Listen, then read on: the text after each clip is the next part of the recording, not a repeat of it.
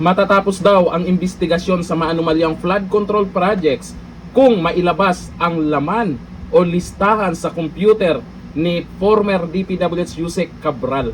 Andun daw yung laman? Andun ba yung listahan ng mga masterminds? Aba, itong si Ombudsman Rimulya naman, ang sabi, i-secure daw ang mga gadget ni Cabral. Eh malamang, maraming alam po yan si former DPWH Yusek Cabral kung tungkol sa mga insertions dyan sa DPWH. Kaya malapit talaga sa katotohanan yung mga duda ng netizens tungkol sa nangyari kay Cabral na di umano ay nahulog daw. Naku po. O ayon dito kay Congressman Libeste, may listahan sa computer ni Yusek Cabral. Ayon po yan sa balita ngayon. Pero huwag kayong mag-alala, i-secure daw ni Ombudsman Rimulya. Ay, naglabas ng payag si Batangas 1st District Representative Leandro Libeste kasunod ng pagkakay ni dating DPWH Undersecretary Maria Catalina Cabral na natagpuang wala ng buhay matapos umanong mahulog sa bangin sa Quezon Road, Benguet. Ayon kay Libeste, may napakahalagang impormasyong na iwan ang opisyal na maaring magbigay linaw sa kontrobersyal na DPWH budget insertions. Ang tanong, mailabas pa ba yan?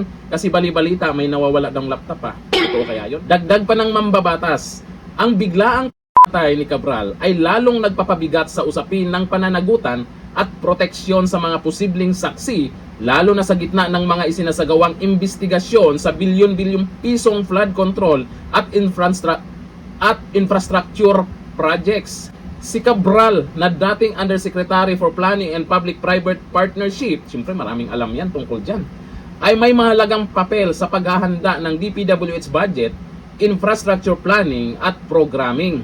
Kaya't itinuturing na ilang mambabatas na key figure siya sa mga kasalukuyang investigasyong aligasyon ng budget insertions at kickbacks.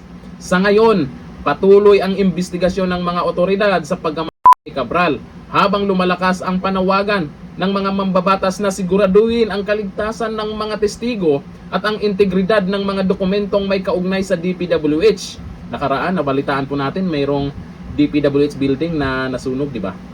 Ito mga dating DPWH naman, nung una may binalita din, hindi lang ito si si Cabral po ang napabalitang ganyan, marami na. Pero dito kasi kay former DPWH Yusek ay malamang mas marami talagang alam to. Naka-record malamang sa gadget na to. Kaya itong si Ombudsman Rimulya ay i-secure daw ang gadget ni Cabral. Ayon dito sa balita, ombudsman sa mga otoridad, i-secure ang mga gadget ni Yusek Cabral. Maganda din naman yan. Magandang utos yan. Pero yung mga nag-comment dyan, alam ba naman kayo? Wala pa rin kayong tiwala sa ating ombudsman Iniutos ng Office of the Ombudsman sa mga otoridad sa Benguet na kunin, ingatan, at ipreserba ang lahat ng gadget at electronic devices ng ating Department of Public Works and Highways o DPWH Undersecretary Maria Catalina Cabral kasunod ng mga ulat na siya ay natapos umanong mahulog sa bangin. Sa isang pahayag, sinabi ni Assistant Ombudsman Miko Clavano na mahalagang ma-secure at ma-turn over sa mga investigador sa tamang panahon ang mga naturang gadget bilang bahagi ng patuloy na investigasyon sa mga pangyayari at kalagayan sa likod ng Cabral. Yan kasi, ang tanong, kung kanino ibigay yan, secure ba talaga yan? Kung kanino, maganda siguro kung ano yung laman, ilabas na lang sa publiko, di ba? Para kung sino man yung pangalan na sana walang babaguhin. Kung sino man yung pangalan or mga text messages o yung mga nagchat-chat sa kanya sa cellphone. At marami pang mga impormasyon na pwedeng malaman natin dyan, lalo na po sa insertion. Kasi sa mga nag-comment kasi, wala silang tiwala kung kanino mapunta yung mga gadget na yan. Baka daw may baguhin, tapos may mga nag-comment pa dyan, baka isingit ang pangalan na naman ng mga Duterte doon sa record. Ay naku naman.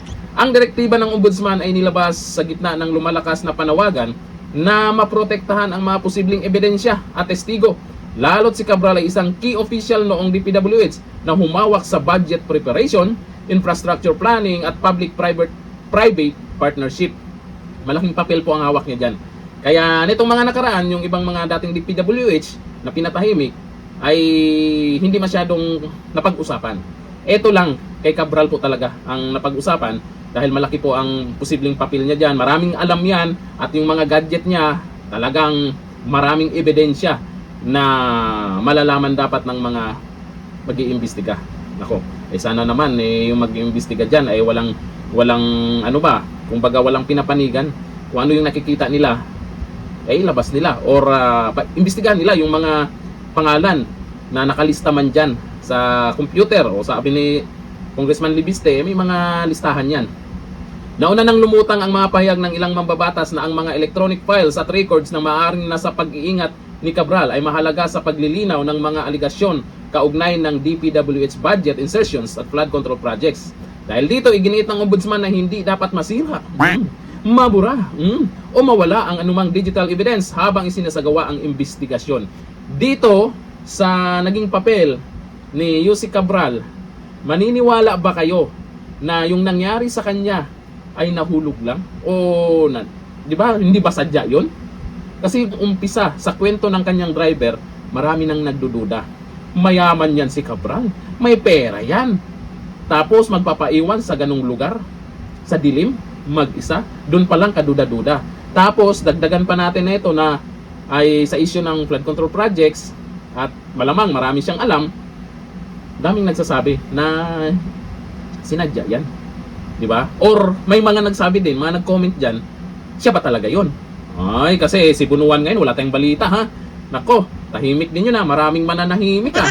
Ito sabi po ni Jope Tapalian Navelgas, dahil baka may mga conversation doon na hindi dapat makita. Pwede talaga yan. Sabi ni Dan Lamar Vistal, parang nag-umpisa na ang maglinlinis. Kahit anong gawin nila, kung ano po yung nasa isip ng taong bayan, ayon po yun sa mga napapansin nila sa mga nangyayari ngayon.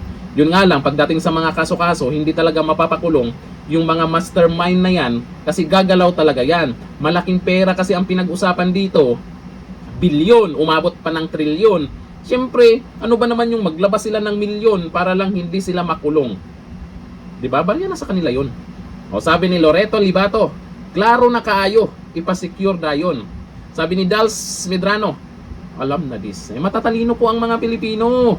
Kahit anong klaseng drama o anong klaseng script yan, alam na ng karamihan. Kaya kung election lang talaga ngayon o bukas, ubos yung mga yan.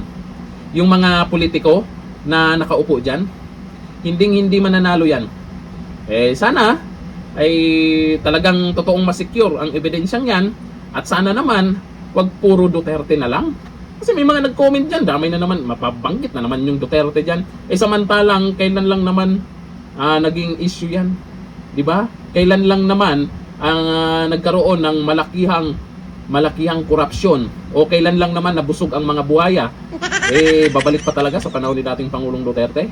O watamidong, alam na ng lahat kung sino talaga ang korap. Hanggang dito na lang, thank you. Bye-bye.